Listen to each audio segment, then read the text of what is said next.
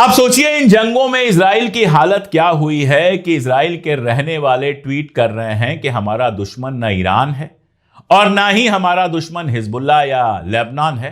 हमारा असल दुश्मन हमारा अपना प्राइम मिनिस्टर है, बेंजामिन नेतन्याहू है, जिसने हमें फॉरएवर वॉर, लगातार चलते रहने वाली जंग में धकेल दिया है। एक दिन भी सांस लेने की फुर्सत नहीं है, लगातार हमले, लगातार सारा कुछ चल रहा है। जब गजा में इजराइल एक तरह से लड़ाई कर रहा था क्योंकि लोग इसके मारे जा रहे थे, लेकिन एयर डिफेंस जैसी कोई चीज नहीं थी हमास के पास, तो लगातार घर गिरा रहा था, लोगों को मार रहा था, तो यही इजरायली खुशी मना रहे थे।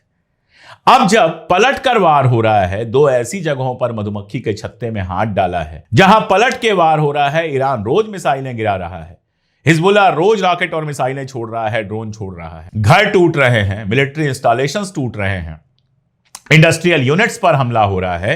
तब इजराइल के लिए मुश्किलात बढ़ गई हैं। तब लोगों को यह समझ में आ रहा है कि बेंजामिन नेतन्याहू उनको किस हाल में ले जा रहा है। जब जंग शुरू हुई थी तो 90% लोग जंग के समर्थन में थे, अब 50% रह गए हैं घट के। वजह आप जानते ही हैं। जेरूसलम पोस्ट की बात मैं अक्सर करता रहता हूं, ये इजराइल की सरकार के या जायनिस्टों के बहुत करीब का अखबार है।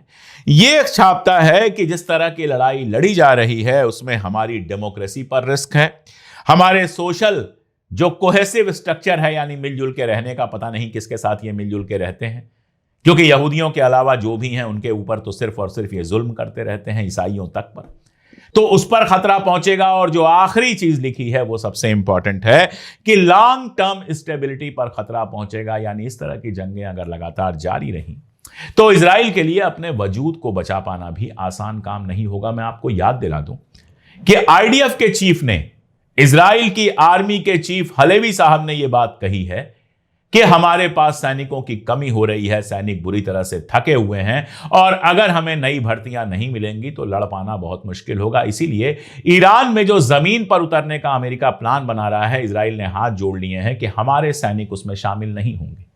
तो इस हाल में इजराइल पहुंच चुका है।